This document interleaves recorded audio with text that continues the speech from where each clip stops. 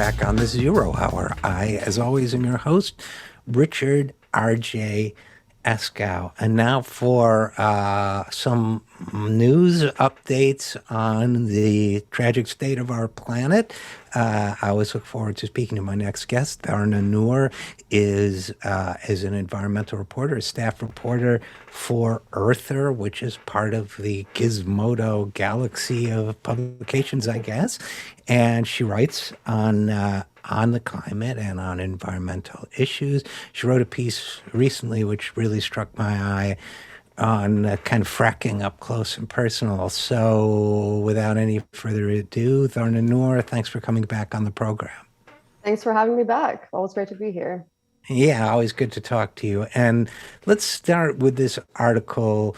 The fossil fuel industry is killing Pennsylvania twice over. What's the twice over?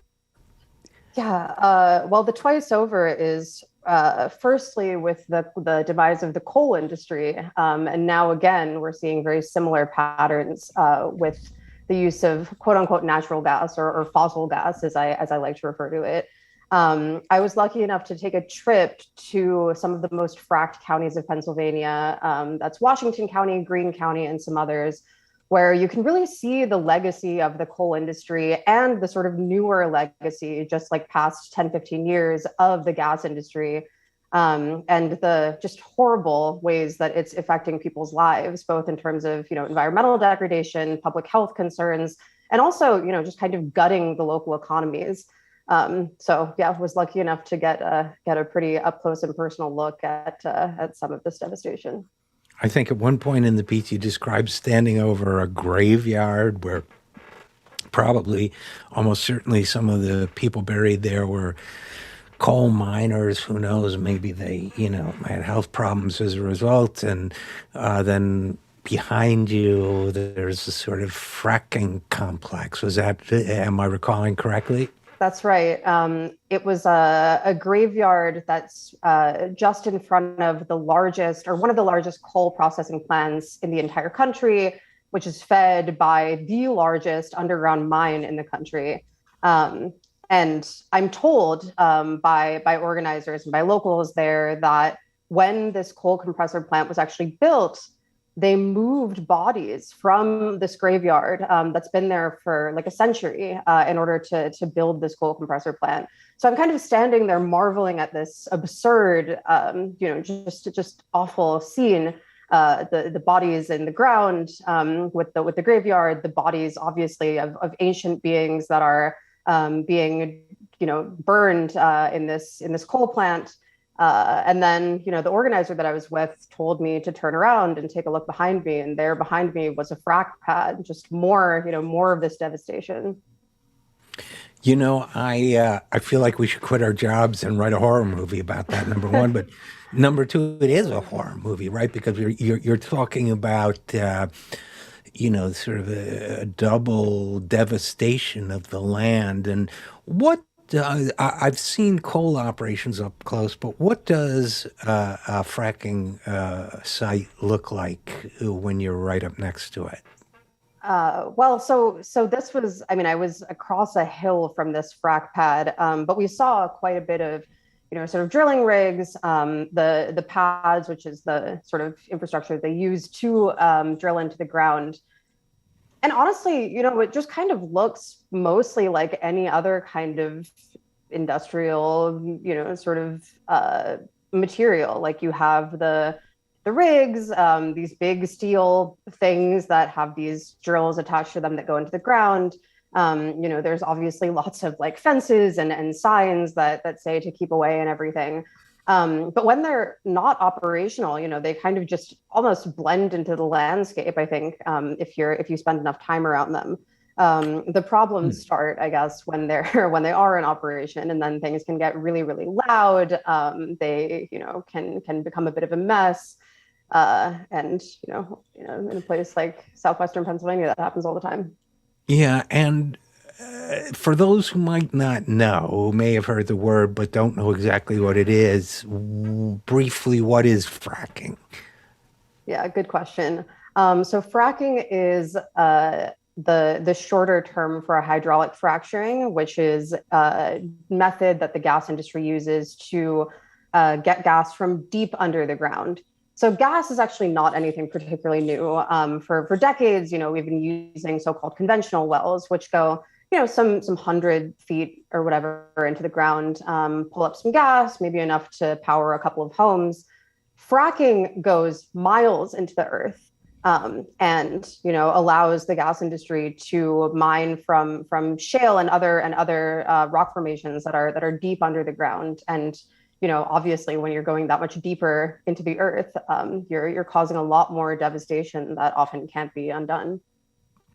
So, and one of the things I remember, I haven't written about it myself in a while, but I remember that in Oklahoma, where a great deal of fracking went on, there was also something like, I can't remember, 300% increase in earthquakes in an area that was not particularly known for earthquakes. I don't know if earthquakes are a known uh, result or risk with fracking, but do you know the relationship there between fracking and earthquakes?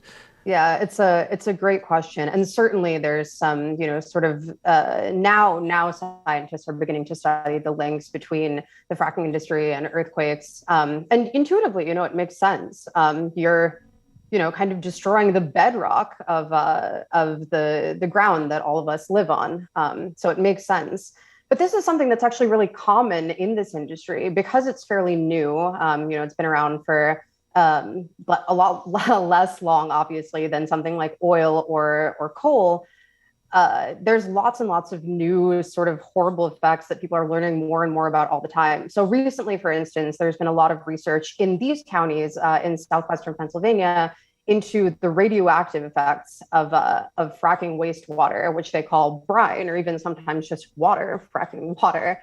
And radioactivity is really, really dangerous. Unlike some other pollutants that can be in wastewater, you can't exactly just go to like your Home Depot and buy a filter that filters out radioactivity from your water. Right. And until recently, there'd been really no research on this.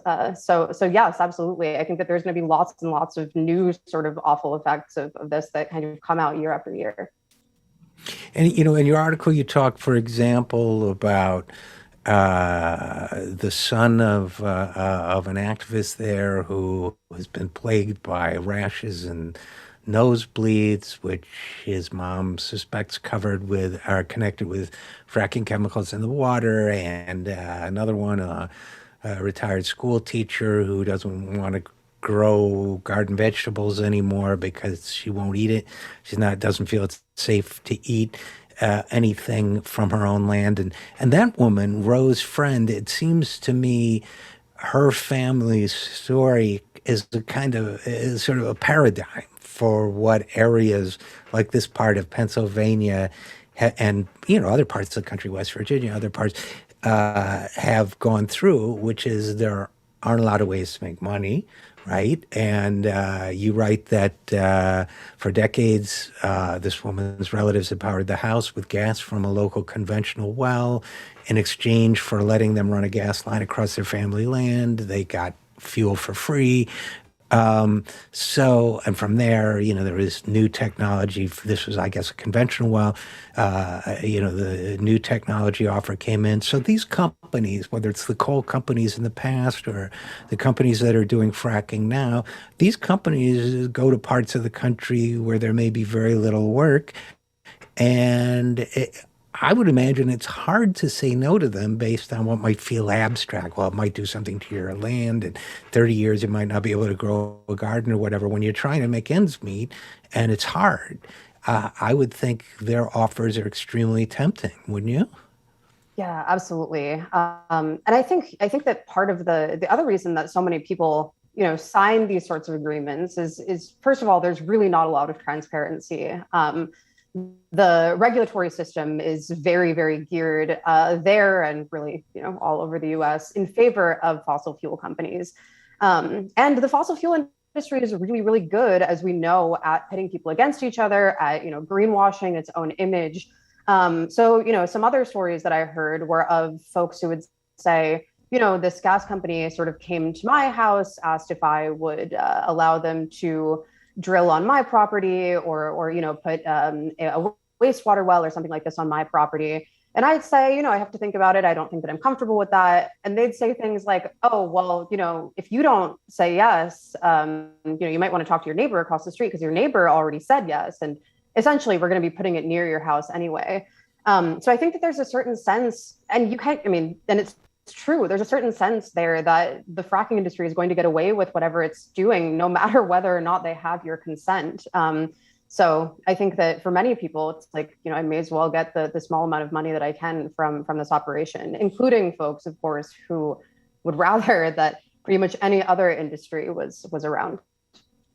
Yeah, yeah, and in terms of their behavior, not only do they pull those kinds of tactics, but you talk about this retired school teacher, how she signed a lease allowing fracking. They didn't tell her much about it, but one day, what was involved. But one day they chopped down all her orange trees, and other things happened.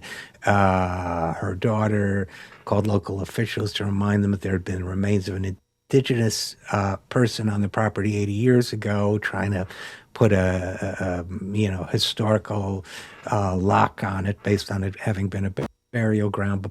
But there's something where paradoxically they had already dug up artifacts and so on and bodies, and therefore having already dug them up, it could no longer be designated or set aside as a.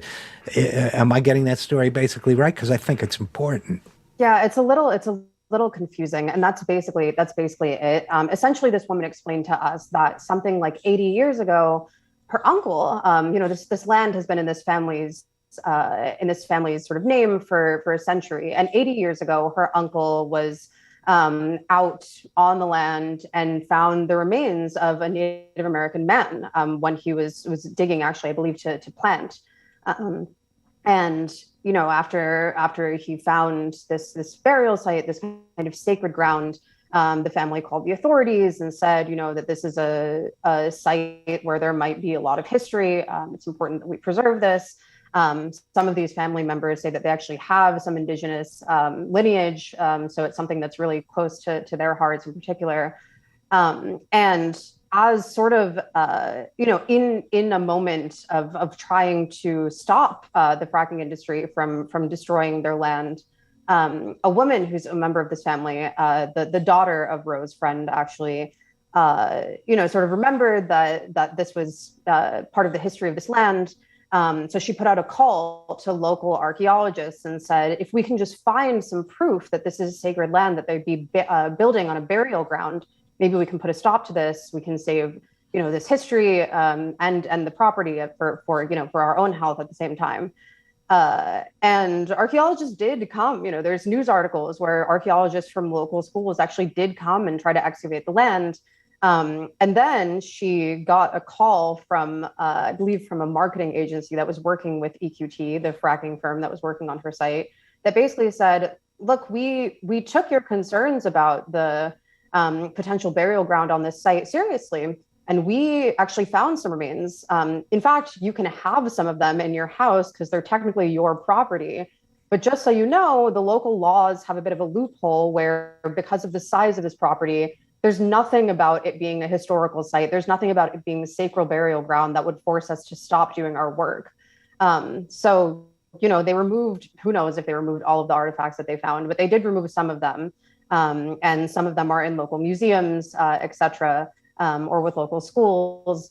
But, just the audacity of a company to just sort of paper over this awful legacy, and do even more sort of to even further disrespect, obviously, a group of people that saw just awful colonization by, even in death, sort of Right. desecrating this gravesite. It's really awful. Yeah, no, you're absolutely right. It's a violation on multiple levels, and that's history. And in terms of the future, you write that dozens of kids are getting cancer, including rare cancers that have been linked to radioactive fracking waste. Some of them have died, others have died because of respiratory diseases, because of air pollution. Yes, they have skin conditions, other things that are really pretty terrible, really dreadful. And I imagine we're still in this horrible, whatever you want to call purgatory of where even if dozens of kids die of cancer, the company can come back and say, well, some of them would have died of cancer anyway. You can't prove that your child died because of us. Mm-hmm. Even if it's a likelihood that your child died because of us, it's not a certainty, so you can't hold us legally responsible. This has been the loophole for many decades now, and I don't know if that loophole has been used here as well, but I would assume so because they're moving forward and not, as far as I know, they're not being held liable for the deaths of these children, are they? Totally. I mean, the burden of proof is on, of course, the people who are suffering, and it's the same exact kind of propaganda campaign that we see time and time again from the fossil fuel industry. There's been this talking point for so long, you can't link any one hurricane or any one wildfire to a Right. particular drilling operation or something like this, which, yes, of course, like that is true. It's very difficult to make that link scientifically, but we can say, that there is a link between the aggregate, like all of the fossil fuel industry's operations, and these individual instances. So similarly, I mean, of course, first of all, there's been so little research into, for instance, the radioactivity of fracking waste. So the lack of information is really an issue. But also, I mean, so many of the elected officials, et cetera, up there are really tied to the interests of the fossil fuel industry. I think many people feel like nobody really up there is advocating for their interests. And so, you can get a couple of studies that show that there could be potentially a link between some kind of rare cancers and this industry, for instance. But as you said, it's very difficult then to sort of make the link between any individual case and any individual operation. Dharna, I can't imagine what a parent who's lost a child in this way must feel, the rage, the anger, and the frustration that there's so little, nothing really that can be done about it. You don't get, you don't even get a, note of condolence, much less nothing can replace a child. But, there's no sense of justice. There's no punishment. I just, to me, it's inconceivable.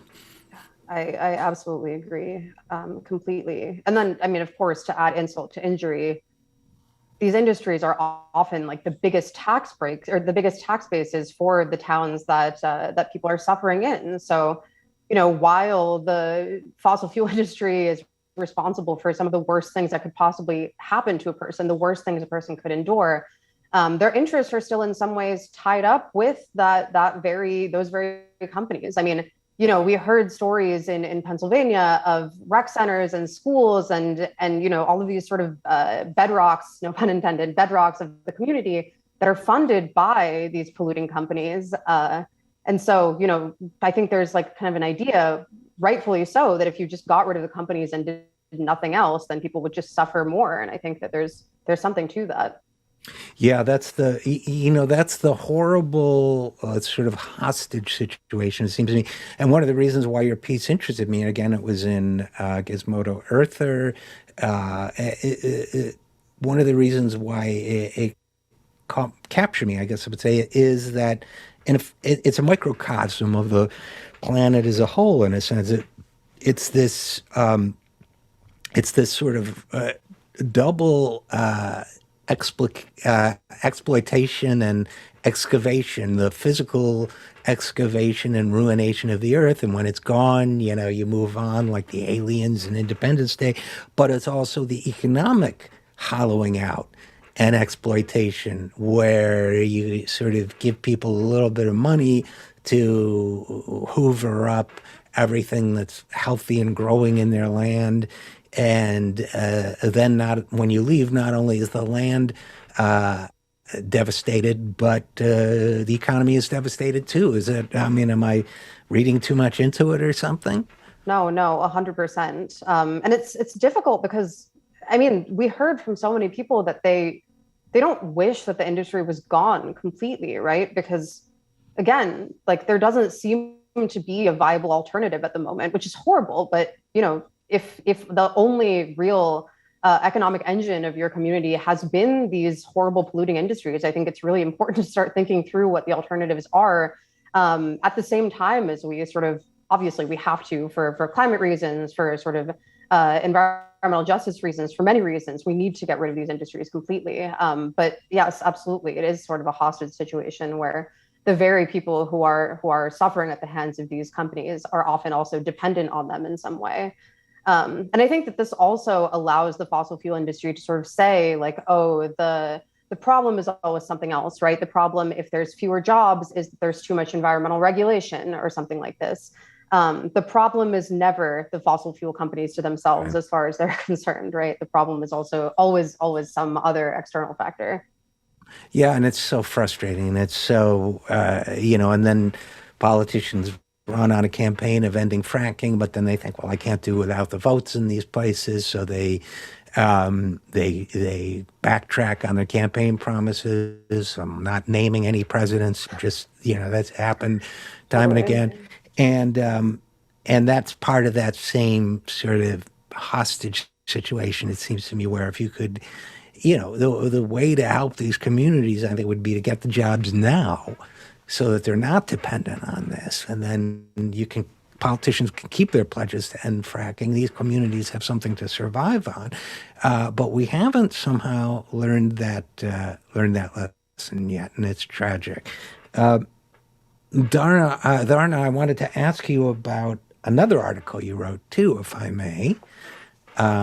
Given the headline, I don't know if you wrote it or not, but I enjoyed it, I have to say, in the midst of all this grimness.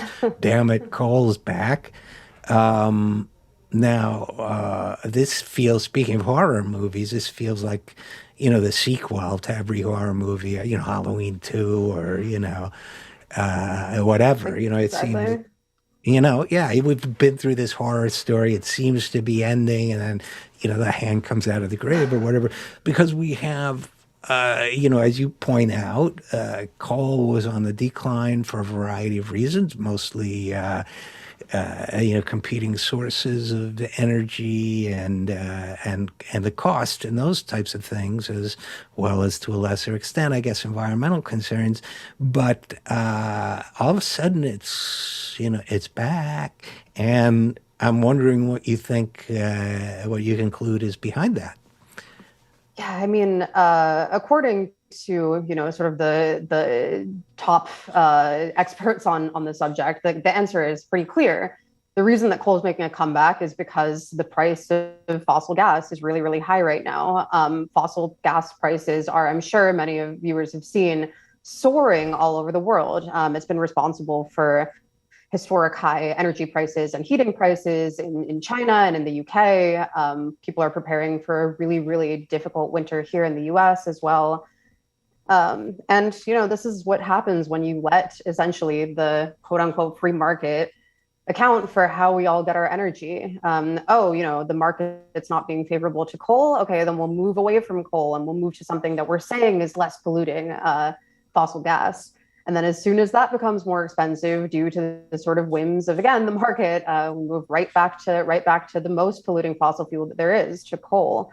And obviously this is just devastating. And even if it's not expected to last, which the experts sort of say that this is going to be a temporary uptick in the use of coal, it's still really, really bad. And obviously going back to gas, as we've just sort of said, is not going to be a victory either.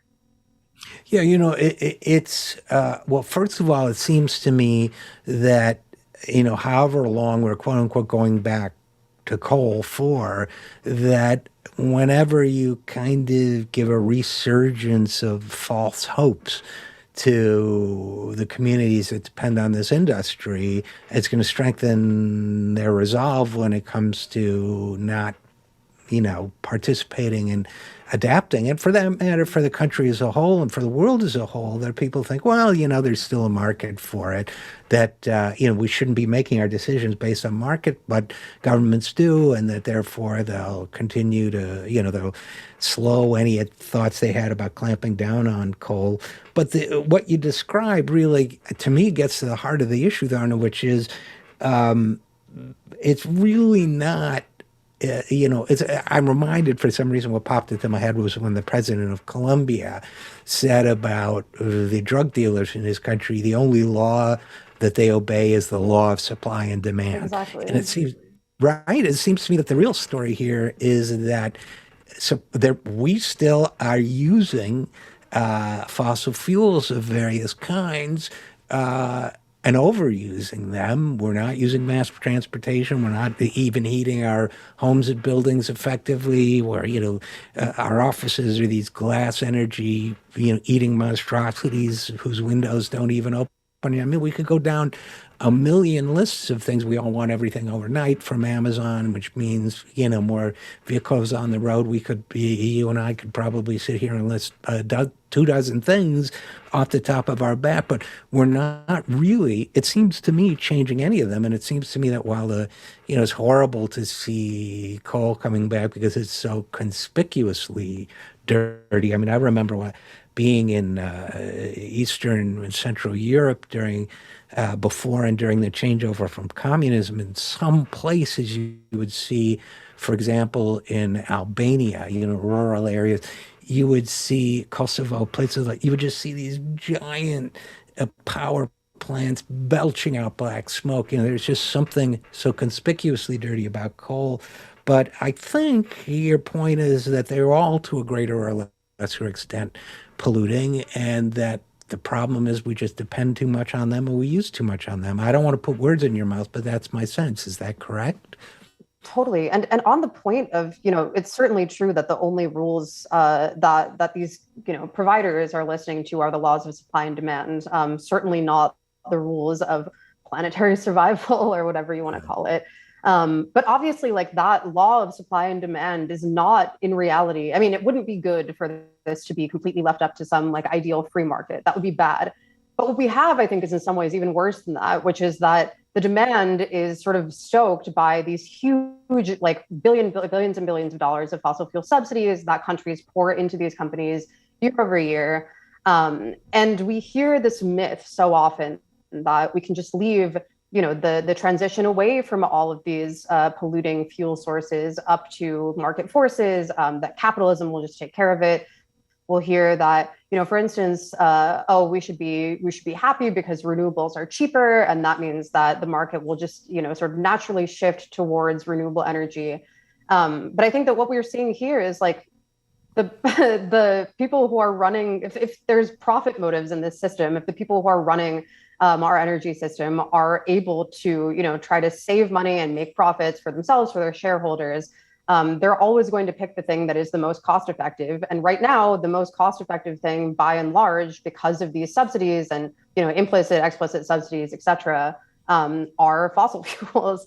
I think it's really clear that of course we've not made this transition nearly quickly enough, and part of the reason why is because we've relied on the private sector to just sort of do it for us in some magical way. One day we'll just wake up and the capitalist class will realize, oh, we really actually need to be moving into hydropower and solar and wind power and things like this.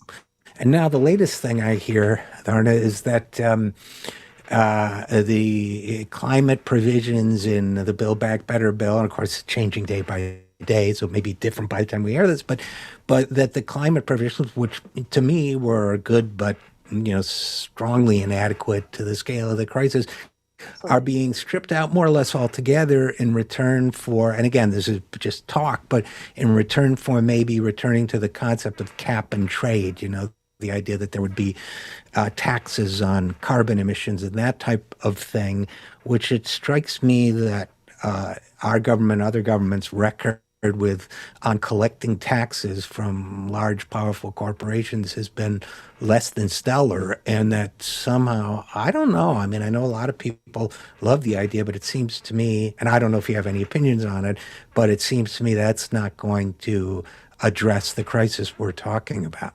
Yeah, certainly. There's been murmurings of a couple of different sort of market-based solutions, they call them, to climate change in the bill. Right, there's cap and trade. That's sort of, there's been whisperings of considerings of cap and trade. A carbon tax is another one. Just various sort of forms of carbon markets. And yeah, I mean, there's lots of research that shows that probably, unless we had like a really, essentially completely different political system, any actually existing one of these two models is probably not going to do very much for us in the US. And the thing about putting a price on carbon, is so many environmental justice kind of activists have been saying for decades, is that a price is not probably going to deter some of the most profitable, some of the most wealthy corporations in the world from polluting. It might kind of knock off some of the smaller fossil fuel companies, but Exxon doesn't seem to be having any issues paying Right. whatever fees it needs to. So, a $15, whatever it is, kind of tax on carbon emissions probably isn't going to make the difference that some people would like us to believe that it would. So, A, yay, more monopolization, just what we need in every industry, yay. And B, I just picture that scenario as being one that, to the extent that there are even marginal increases in costs, or sooner or later, consumers will eat those costs. And I just envision, maybe I'm a negative guy, but I just envision a scenario where, seniors and poor people are going to have even more trouble paying their heating bills, and maybe there'll be some bill giving them a few pennies on the dollar for the increase. But somehow it seems to me that any quote unquote market solution is going to lead to more inequality of the kind you described, and more inequality at the consumer endpoint too. So I'm not an optimist about that, I have to say. Yeah, and even if there are protections in place for consumers, which is possible, it's possible that we could have a system that is designed so that working class people, low income people don't have to pay too much. But even so, I think that there's a real risk of falling back into this trap of linking climate policy with austerity, always thinking that climate policy has to come with giving something up. The economist Jessica Green has, if viewers are interested, has written some really, really interesting work on this in Jacobin and other places. But I think that there's really just it takes a real lack of political imagination, I think, to think of climate policy as something about taking things away from people. When, gosh, can you imagine if we thought more about the things that it could bring us? More public transit, more parks, more sort of low carbon leisure, we can call it. There's so many ways in which climate policy could make people's lives better. And Right. yet we're still thinking in terms of how can we get people to use less stuff, or pay more for what they have. And before we go, it just reminds me what you just said about the pieces that have been written about the marketing triumph that the packaging industry had in convincing people that the way to address quote unquote pollution was don't throw things out. And look, I'm old enough. I remember when people did throw things out of their car on the highway, and dropped cigarette, packs, empty cigarette packs on the street and everything else. So, and it's bad now. It was much worse then. But convincing people that the future of the planet depended on their individual morality, it to me is one of the biggest cons they've pulled. And sometimes I even get mad separating my paper from plastic, because I think that while it's marginally useful, that's hypnotizing a lot of people into thinking they're doing something about climate change. To me, it's a systemic problem. It's not a problem of individual virtue, or lack thereof. It's a problem of corporate and big money behavior. But anyway, I'll give you Totally. the last word. No, I totally agree. And we know, right, that the fossil fuel industry has actively tried to push this idea that consumers are responsible, that consumers should at the very least accept some of the responsibility for sort of changing everything. And that's not to say that we should all start littering again and buying plastic bottles every day when we don't need to. But I'm working on a podcast with the journalist Amy Westervelt right now called "The ABCs of Big Oil" that really shows that there's been like a century of misinformation from the fossil fuel industry that's pushed exactly this idea. So, it's no wonder really that we're hearing people like Joe Manchin saying that market-based solutions will work, that capitalism is the solution, and that we all need to individually sort of make changes in order to try to fix something. When, of course, part of the reason for that is that the oil and gas industry have been pushing us to believe those things for like a century. Yeah, absolutely. And all right, I'm going to just ask it anyway before we go. Are you optimistic, pessimistic, neither? Uh, such a hard question. I know, I feel bad Um, about it, but it came into my head and I asked it, and now I can't take it back. I have to be totally honest. I try really hard to maintain some kind of optimism, optimism of the will or whatever. Right, right. Um, but after honestly, like I've been having a harder and harder time with it of late. And I think that part of the way that we combat that, right, is to remind ourselves that solutions are possible. It's not too late to change everything. It's not too late to have a more democratic and sustainable society. It's all possible. So it's hard to maintain the optimism sometimes. And I think this week, for obvious reasons, it's been really, really hard to maintain the optimism. But I think it's kind of incumbent upon all of us to do that. Not that we should all take personal responsibility for the climate crisis, but it's incumbent upon all of us to remind ourselves that some other better world is actually possible. Yes, I suppose I could take the cheap shot and say we should all take personal responsibility for overthrowing capitalism or something, but I'm not going to do that. So, well, Everyone thanks go for out and do that. That's your homework today. Everyone go out and overthrow our economic system right, right. If you got individually. nothing else to do on lunch break, go on. All right. Well, listen. Thanks a lot. You asked answered a lot of questions, including ones I kind of threw at you from left field. So I appreciate that. Thank Dharna you. Noor, a staff reporter for Earther at Gizmodo. Thanks for writing these great pieces, and thanks as always for coming on the program. Thanks so much for having me on again. Always great to be here. Thank you. We'll be right back after this. I'm Richard RJ Eskow, and this is The Zero Hour.